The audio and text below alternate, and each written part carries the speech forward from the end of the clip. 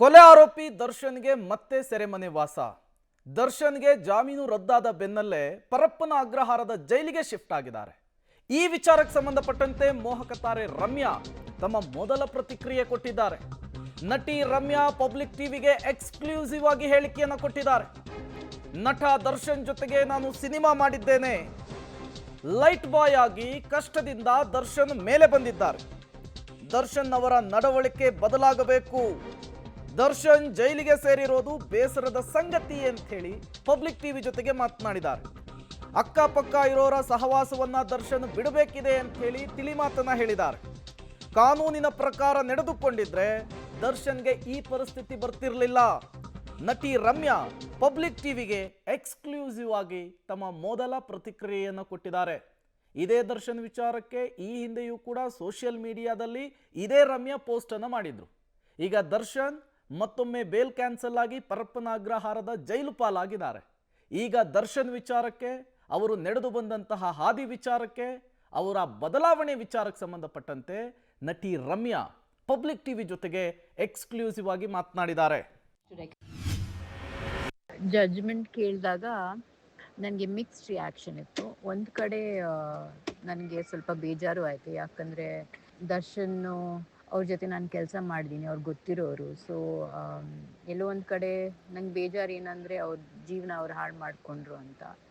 ಯಾಕಂದರೆ ನಾವು ಶೂಟ್ ಮಾಡುವಾಗ ಅವರು ಕೆಲವೊಂದು ಹಂಚ್ಕೊಂಡಿದ್ರು ನನ್ನ ಜೊತೆ, ಅವ್ರು ಹೇಗೆ ಬಂದರು ಸಿನಿಮಾ ಇಂಡಸ್ಟ್ರಿಗೆ, ಹೇಗೆ ಏನು ಅಂತ. So I was actually very proud of him and his journey.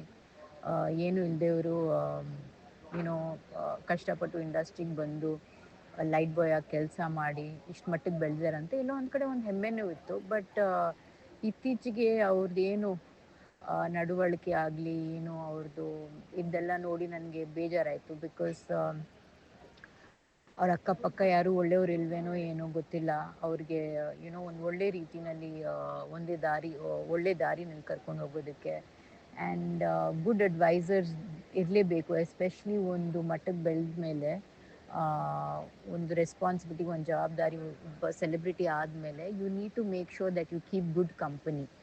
ಇನ್ನೊಂದು ಕಡೆ ನನಗೆ ಜಡ್ಜ್ಮೆಂಟ್ ಕೇಳಿದಾಗ ಒಂದು ರಿಲೀಫ್ ಅಂತಲೇ ಹೇಳ್ಬೋದು. ಯಾಕಂದರೆ ಇತ್ತೀಚೆಗೆ ನಾವು ಯಾವ ದಾರಿನಲ್ಲಿ ಹೋಗ್ತಾ ಇದ್ವಿ ಆ್ಯಸ್ ಒಂದು ಸಮಾಜ ಆಗಿ, ತುಂಬ ಕೆಟ್ಟ ದಾರಿಯಲ್ಲಿ ಹೋಗ್ತಾ ಇದ್ವಿ ಅಂತ ಅನಿಸ್ತು ನನಗೆ.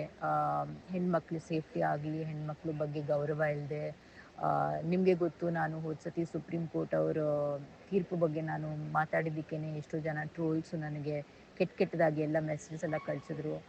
ಆ್ಯಂಡ್ ಸೊ ಒಂದು ಕಡೆ ರಿಲೀಫ್ ಅಂದರೆ ನಾವೊಂದು ಸೊಸೈಟಿ ಆಗಿ ನಾವು ಹೇಗಿರಬೇಕು, ಒಂದು ರೂಲ್ಸ್ ಅಂತ ಇರುತ್ತೆ, ಒಂದು ರೆಗ್ಯುಲೇಷನ್ಸ್ ಅಂತ ಇರುತ್ತೆ. ನಾವು ಅದನ್ನ ಫಾಲೋ ಮಾಡಿದ್ರೇ they will be civility in society. ನಾವೇ ನಮ್ಮ ಕೈಲಿ ಕಾನೂನು ತೊಗೊಂಡ್ರೆ ಈ ಥರ ಕೆಟ್ಟ ಕೆಲಸಗಳಾಗುತ್ತೆ. ಆ್ಯಂಡ್ ಸೊ ಹಾಗಾಗಿ ಒಂದು ರಿಲೀಫು ಅಂದರೆ ಇವಾಗ ಸುಪ್ರೀಂ ಕೋರ್ಟ್ ಅವರು ಪೊಲೀಸ್ ಆಗಲಿ, they making observations, taking cognisance of these situations and they giving the right judgement. So ಅದರಿಂದ ನಮ್ಮ ಸಮಾಜಕ್ಕೆ ಒಳ್ಳೆಯದಾಗುತ್ತೆ. ಸಮಾಜಕ್ಕೆ ಒಂದು ಒಳ್ಳೆ ಮೆಸೇಜ್ ಹೋಗಿದೆ. ಏನಂದರೆ ನಾವೆಲ್ಲರೂ ಈಕ್ವಲು, ನಾವು ಯಾರೇ ಆಗಿರಲಿ, ದೊಡ್ಡವರಾಗಲಿ ಚಿಕ್ಕವರಾಗಲಿ, ಎಲ್ಲರೂ ಈಕ್ವಲೇನೆ. ಆ್ಯಂಡ್ ನ್ಯಾಯ. ಜಡ್ಜ್ಮೆಂಟ್ ಕೇಳಿದಾಗ ನನಗೆ ಮಿಕ್ಸ್ಡ್ ರಿಯಾಕ್ಷನ್ ಇತ್ತು. ಒಂದು ಕಡೆ ನನಗೆ ಸ್ವಲ್ಪ ಬೇಜಾರು ಆಯಿತು, ಯಾಕಂದರೆ ದರ್ಶನ್ನು ಅವ್ರ ಜೊತೆ ನಾನು ಕೆಲಸ ಮಾಡಿದ್ದೀನಿ, ಅವ್ರಿಗೆ ಗೊತ್ತಿರೋರು. ಸೊ ಎಲ್ಲೋ ಒಂದು ಕಡೆ ನಂಗೆ ಬೇಜಾರು ಏನಂದರೆ ಅವ್ರ ಜೀವನ ಅವ್ರು ಹಾಳು ಮಾಡಿಕೊಂಡ್ರು ಅಂತ. ಯಾಕಂದರೆ ನಾವು ಶೂಟ್ ಮಾಡುವಾಗ ಅವರು ಕೆಲವೊಂದು ಹಂಚ್ಕೊಂಡಿದ್ರು ನನ್ನ ಜೊತೆ, ಅವ್ರು ಹೇಗೆ ಬಂದರು ಸಿನಿಮಾ ಇಂಡಸ್ಟ್ರಿಗೆ, ಹೇಗೆ ಏನು ಅಂತ. So I was actually very proud of him and his journey. ಏನು ಇಲ್ಲದೆವರು ಏನೋ ಕಷ್ಟಪಟ್ಟು ಇಂಡಸ್ಟ್ರಿಗೆ ಬಂದು ಲೈಟ್ ಬಾಯ್ ಆಗಿ ಕೆಲಸ ಮಾಡಿ ಇಷ್ಟು ಮಟ್ಟಿಗೆ ಬೆಳೆದಾರಂತೆ ಎಲ್ಲೋ ಒಂದು ಕಡೆ ಒಂದು ಹೆಮ್ಮೆನೂ ಇತ್ತು. ಬಟ್ ಇತ್ತೀಚೆಗೆ ಅವ್ರದ್ದೇನು ನಡವಳಿಕೆ ಆಗಲಿ ಏನು ಅವ್ರದ್ದು ಇದೆಲ್ಲ ನೋಡಿ ನನಗೆ ಬೇಜಾರಾಯಿತು. ಬಿಕಾಸ್ ಅವ್ರ ಅಕ್ಕಪಕ್ಕ ಯಾರು ಒಳ್ಳೆಯವ್ರು ಇಲ್ವೇನೋ ಏನೋ ಗೊತ್ತಿಲ್ಲ.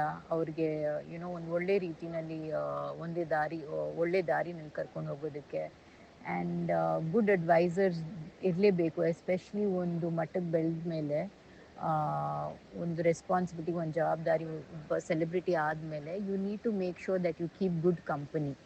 ಇನ್ನೊಂದು ಕಡೆ ನನಗೆ ಜಡ್ಜ್ಮೆಂಟ್ ಕೇಳಿದಾಗ ಒಂದು ರಿಲೀಫ್ ಅಂತಲೇ ಹೇಳ್ಬೋದು. ಯಾಕಂದರೆ ಇತ್ತೀಚೆಗೆ ನಾವು ಯಾವ ದಾರಿನಲ್ಲಿ ಹೋಗ್ತಾ ಇದ್ವಿ ಆಸ್ ಒಂದು ಸಮಾಜ ಆಗಿ ತುಂಬ ಕೆಟ್ಟ ದಾರಿಯಲ್ಲಿ ಹೋಗ್ತಾ ಇದ್ವಿ ಅಂತ ಅನಿಸ್ತು ನನಗೆ.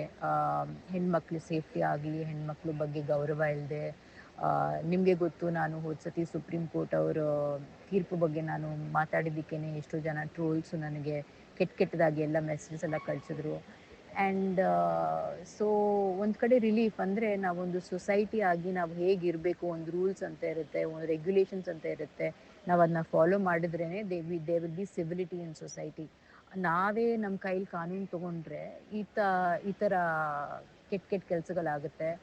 ಆ್ಯಂಡ್ ಸೊ ಹಾಗಾಗಿ ಒಂದು ರಿಲೀಫು ಅಂದರೆ, ಇವಾಗ ಸುಪ್ರೀಂ ಕೋರ್ಟ್ ಅವರು, ಪೊಲೀಸ್ ಆಗಲಿ, making observations, taking cognisance of these situation.